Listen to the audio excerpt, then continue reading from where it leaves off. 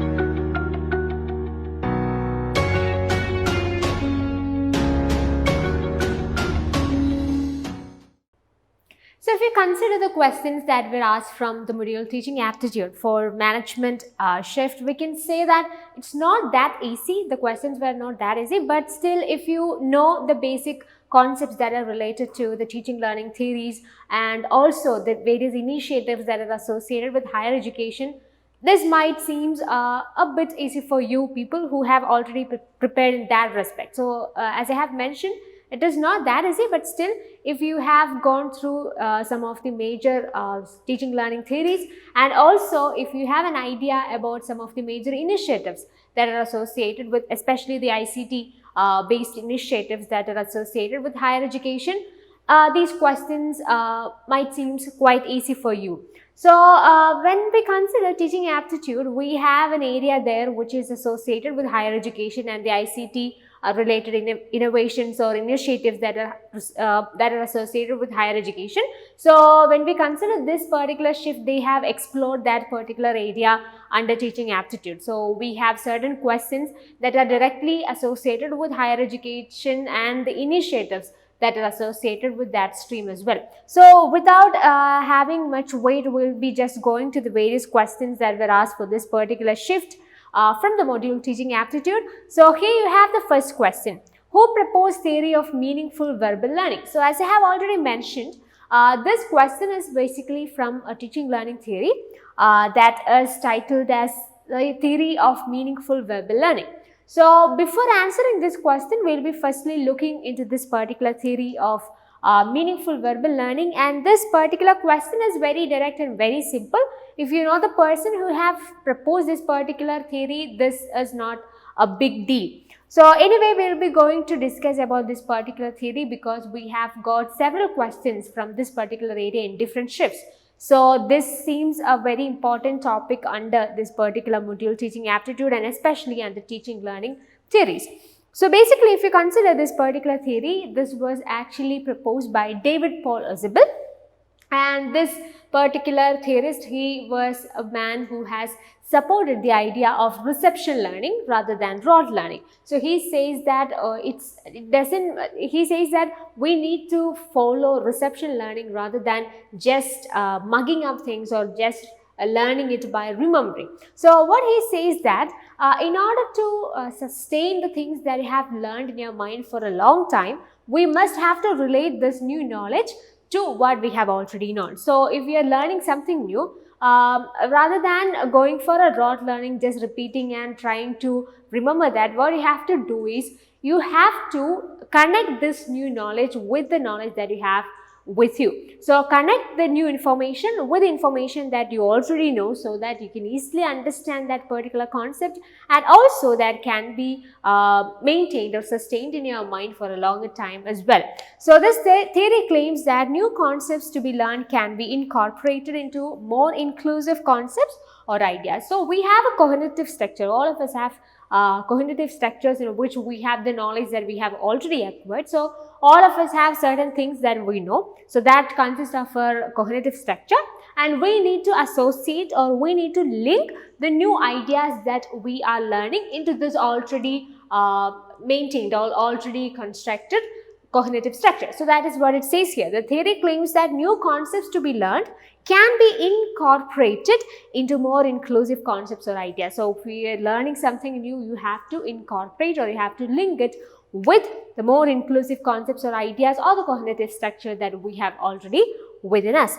So if you consider this process, we said that we are attaching or linking the new concepts into the already known concepts, right? So that process can be called as subsumption. So when we have discussed about meaningful verbal learning, we said that it is the acquisition of ideas that are linked to other ideas. So we are linking ideas together. These ideas consist of the new idea as well as the ideas that we are already known. So we are linking these ideas together in order to learn. That is what meaningful verbal learning is all about.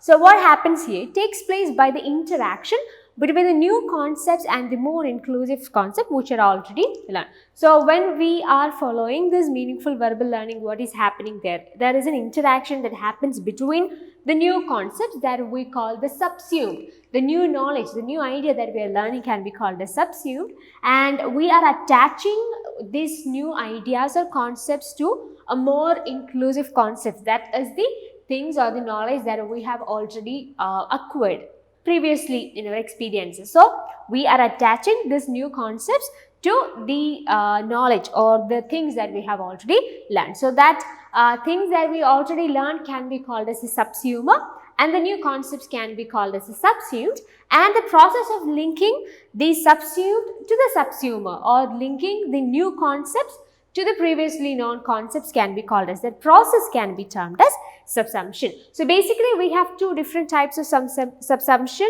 We have derivative subsumption as well as correlative subsumption. So what do you mean by derivative subsumption and correlative subsumption? So when the new information is derived from the already existing mental structure, the process of derivative subsumption takes place. This is comparable to Piaget's concept of assimilation. So what do you mean by derivative subsumption? So we are actually just attaching, or we are just deriving new informations from the already existing mental structure. Then we can call it as the derivative subsumption. For example, so if we have learned something about dogs, for example, you have learned what do you mean by dogs, for example. So you might be familiar with some of the points, or you might be familiar with some of the characteristics that are associated with dogs.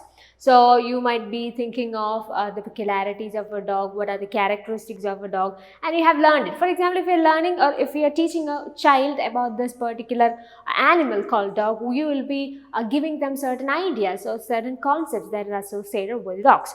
So after learning all these things, the child can easily associate these ideas when he or she is seeing a new variety of a dog in front of them. So now they know, okay, these are the things that are associated with dogs. So dogs might look like this, or they might act like this, or these are the advantages of having a dog at home, and all these things the child might learn.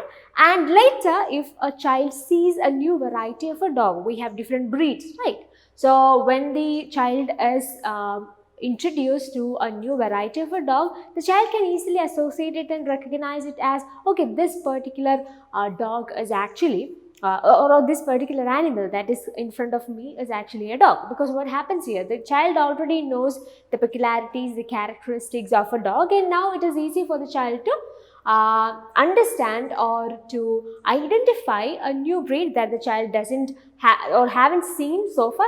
The child can easily associate the characteristics and the child can understand that okay, this particular animal is a dog and it is a different kind of dog, but because of the similarities or the things that the child already knows, the child can easily understand or associate the ideas to the thing that the child has already seen. So that is derivative subsumption. So we are deriving the new informations from the mental structure that we have, the already existing mental structure, and we are understanding that this particular thing is this. That's why we can, or that's how we can define derivative subsumption. So the meaning or the idea here is as simple as we have discussed in the introductory part of this video itself. So here what we are doing, we are just linking the new information to the already existing mental structure. We know the things and we are associating it with a new scenario and we are acquiring new knowledge. The child knows what a dog looks like or what are the peculiarities of a dog, and when the child sees a new kind of a new breed of dog, the child can easily associate the ideas with this particular thing or this particular animal, and the child learns that okay, this is a different breed among the dog that the child has already learned. So if that's the case, when it comes to derivative subsumption, what I mean by this correlative subsumption? So correlative subsumption happens when the new information requires that existing structure be altered. Then we can say that the correlative subsumption takes place in this scenario, and this idea is similar to the concept of accommodation that was introduced by Piaget. So what happens here? Let's say if the child has learned something about birds. So the child learned about birds and the peculiarities of birds. So what are the ideas the child might learn? The birds can fly, and they might have the idea that that is there in the child's mind about birds includes a lot of characters that are similar among different types of birds, right? So the child might have a different kind of ideas, or the child might have different points that are associated with the birds in his or her mind. And all of a sudden, if we are introducing to the child an ostrich, or if we are introducing a penguin to the child, and if we are saying that this is also a type of bird, so what happens here? The child cannot associate the ideas that the child already have in the mind about the bird with the new thing that the child has already seen. So the child, when the child is looking at the ostrich, this ostrich might have certain peculiarities of or characteristics that are quite different from what the child had learned about a bird. So what happens here? The child has to alter the information or the mental structure that the child having right now. So the child has to understand that okay, the birds have certain general characteristics like this, but there are exceptions as well. So this ostrich is also a bird, but it is quite different from what the child has learned. So what happens here? The child, in order to understand the exception, or in order to understand the or in order to accommodate ostrich among the category of birds, the child has to say, or the child has to give some alterations to the mental structure that the child already has. So what the child says, okay, these are the peculiarities of the bird, and this is an ostrich, and this ostrich is quite different from what the child has thought about birds, but still it's an exception, and ostrich is also a bird. So what happens here? The child has made certain alterations in the existing structure, and then the child is actually accommodating the new information. So this process can be also associated with the concept of accommodation that is proposed by Piaget as well. So coming back to the question that we have, who proposed theory of meaningful verbal learning? The question is quite simple. So, but we have gone through the details of this particular theory as well.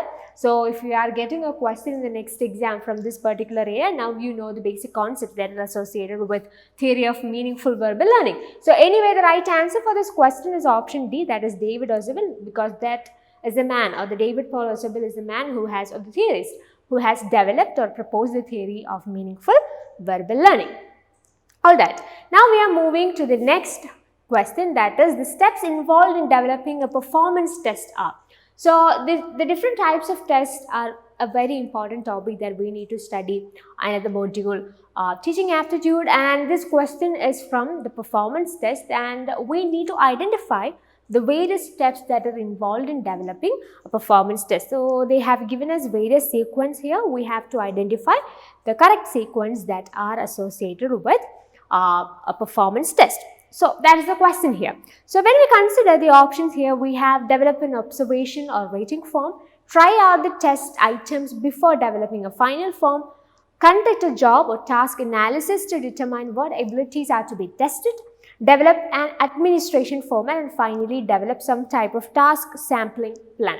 So what we have to do here is we need to identify the correct sequence of the steps that are associated with the development of a performance test. So the first and foremost step that we need to do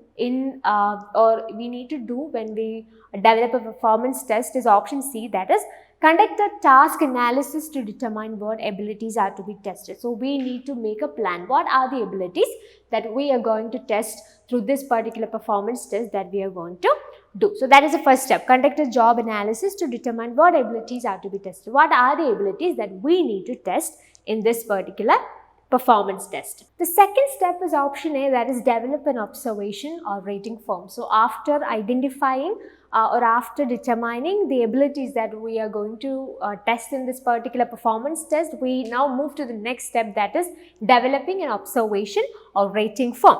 And then comes option E, that is develop some type of task sampling plan. That means we need to make an outline of the entire test. What are we going to do? When is this particular test is happening? Or who is going to do this particular test? All these things have to be properly analyzed and properly decided, right? So in that case, we need to make a framework or an outline for this particular test that comes under develop some type of task sampling plan. And then comes option D, that is develop an administration format. How are you going to do this? That is the next step, developing an administration format. And how are you practically going to do or perform this particular test? That comes under option D, develop an administration format. And then comes option B, that is trying out the test items before developing a final form. So before developing a final form, you have to try out the test items that you have already decided in your performance test, or the test items that you are going to focus on in this particular performance test. In that case, which is the correct sequence? First comes option C, that is conduct a job or task analysis to determine what abilities are to be tested. And then we have option A, that is develop an observation or rating form. And then we have option E, that is develop some type of task sampling plan. And then we have option B, that is develop an administration format. And finally, we have option B, that is try out the test items before developing a final form. In that case, the right answer for this question is option B, that is C, A, E, D, and finally B. Next question is again from a teaching learning theory, and this particular question is from particularly Piaget's stage of cognitive development. So basically this is a statement question.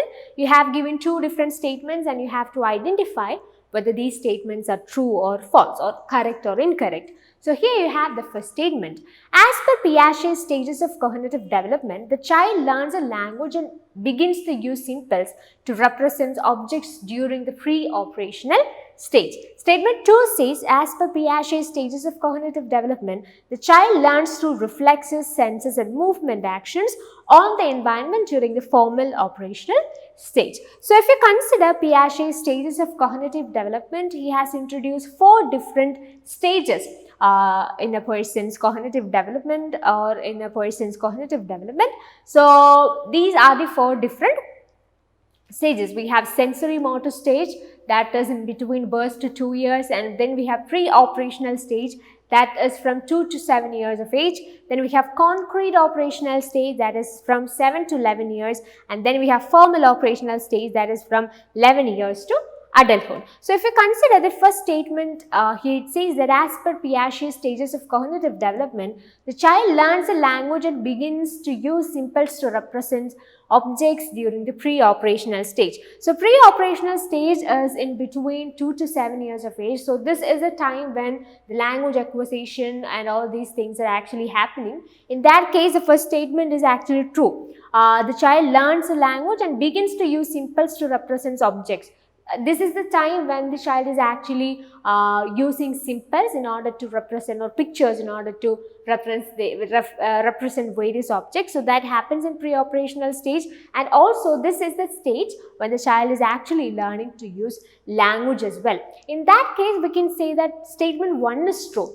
And statement 2 says, as per Piaget's stages of cognitive development, the child learns through reflexes, senses and movement actions on the environment during the formal operational stage. But this statement is wrong, because this development stage when the child learns through reflexes, senses and all that happens during the first stage, that is sensory motor stage, and the stage that is mentioned in the statement is formal operational stage. So this is a much later period when we are actually focusing, or this is the stage when abstract thinking and all these kinds of higher level of cognitive developments happening. So that is happening in formal operational stage, but the statement says that the reflexes, or the child learns through basic reflexes, senses and all that in the period of formal operational stage, but that is wrong. That actually happens in sensory motor stage. In that case, we can say that statement 1 is true, because the child learns a language and begins to use symbols to represent objects during the pre-operational stage. That is right. But statement 2 is wrong. As per Piaget's stages of cognitive development, the child learns through reflexes, senses and movement actions on the environment during the sensory motor stage. That is not in the formal operational stage. In that case, statement 1 is true, but statement 2 is false is the right answer for this question, and that is option C. Moving to the next question, I have already said you that in this particular shift, we can say that they have included 2 questions from the higher education aspect as well. So this is particularly from National Knowledge Commission, and we have one more question that was particularly focusing on the ICT initiatives that are associated with learning. So if you consider this question, it says that identify the correct set of key mandate areas of the National Knowledge Commission, and we have the options access, concepts, delivery, applications and services. So in order to answer this question, we have to first know about National Knowledge Commission. So National Knowledge Commission, in short NKS, was actually constituted on 13th June 2005, and this is a high level advisory body to the Prime Minister of India, and this particular commission has been giving mandate to guide policy and direct reforms focusing on certain important areas, which includes education, science and technology, agriculture, industry, e-governance and so on and so forth. So basically this is an advisory body to the Prime Minister of India, and this particular commission gives mandate to guide policy and direct reforms on certain areas, which includes education, science and technology, agriculture, etc, etc, etc. So basically, if you consider National Knowledge Commission or NKZ, they are actually focusing on 5 critical areas of knowledge that are related to access, concepts, creation, applications and services. So these are the 5 areas that are associated with knowledge, which is focused by NKC. So NKC or National Knowledge Commission focuses on 5 important areas that are associated with knowledge, and that includes access, concepts, creation, applications and service. In that case, if you consider the options here, we have to find out the correct set that are associated with this key mandate areas of the National Knowledge Commission, and the options are access, concepts, delivery, applications and services. So when we have discussed this particular area, we said that access is there, concepts is again there, we have application and services as well. So delivery is not associated with National Knowledge Commission's key mandate. In that case, we can just eliminate that option. Other 4 options can be opted for this particular question. So A, B, D and E. So A, B, D and E is option C. So the right answer for this question is option C. Moving to the next question. So this is basically a match the following question. In list 1, we have the Indian ICT initiatives that are associated with learning, and list 2 is the purpose. So what is the purpose of these different ICT initiatives that are given in list 1? That is the question here. We have to match it correctly. So now we are going to look at all these different ICT initiatives that are mentioned in list 1, and then we will be coming to the question again, and at that time you can easily answer this question. So the first initiative that is mentioned in the question is e-Gyan Kosh, and this is a national digital repository which stores as well as shares the digital learning resources, and this is developed by the open and distance learning institutions in the country. And then the second initiative that is mentioned is ePathshala, and this is a portal or app, and it was initiated jointly by MHRD department, CIET and NCRT, and this was launched in November 2015. And moving to the third initiative that is mentioned in the question, that is NROER. The expansion of NROER is National Repository of Open Educational Resources, and this was developed by CIET and NCRT, and it was launched during the National Conference on ICT, Information and Communication Technology, for school education on 30th August 2030. So basically this is, the full form is very important. NROER stands for National Repository of Open Educational Resource, and this was developed by CIET and NCRT, and this was launched during the National Conference on ICT for School Education on 30th August 2013. Moving to the next initiative or the final initiative that is mentioned there in the question, that is National Digital Library, NDL, National Digital Library of India, and this is basically a virtual repository of learning resources, and which is not only providing, or it is not just a repository in itself, but it is giving us options to search and browse facilities. It has search and browse facilities, and also it provides a host of services which contains textbooks, articles, videos, audiobooks, lectures, simulation, fiction, and all the other kinds of learning media for the learners or users of the community. So basically it provides us with, it is basically a repository, and it provides us with search or browse facilities, and also it provides a host of services which includes textbooks, articles, videos, and all that. So it gives us a range or a variety of learning resources or learning media for the learners, and it was developed and operated as well as maintained from Indian Institute of Technology or IIT Kharagpur. So coming back to the question, we have already discussed all these ICT initiatives in the class, and now you know the purpose and you can easily associate these options as well. So we have various combinations given there as the options as well. So eGyanKosh is basically associated with the digital repository of learning resources, and we said that it was developed by the open and distant learning institutions of the country. So option A, that is eGyanKosh, can be associated with option 2, digital repository of learning resources developed by open and distance learning institutions. And then we said that ePathshala is basically associated with option 3, that is educational e-resources developed by NCRT in 2015. So A is 2 and B is 3. Then we have C, that is NROER. NROER is basically open education resources developed by NCRT in 2013. We have discussed about that. So NROER can be associated with option 1. And finally we have NDL, that is virtual repository of learning resources with single window search facility developed by IIT Kharagpur. So the right answer for this question is option B, A2, B3, C1 and D4. So the right answer is obviously option B. So in this video, we have discussed the questions that were asked for management shift in NTA UGC in December 2021 and December 2020 and June 2021 merge cycle exams from the module Teaching Aptitude. So we have discussed the various questions and their explanations as well. So I hope this area is now clear for you. I have discussed about the difficulty level of the questions as well. So if you need a very systematic learning platform or a very systematic strategy for your preparations for NTA UGC NET, you can join with Appleby for an effective preparation for your NET exam. And we have online as well as offline classes available here. So if you want to know more about our coaching or classes, you can just contact to the number that is given in the description box. So thanks for watching and happy learning.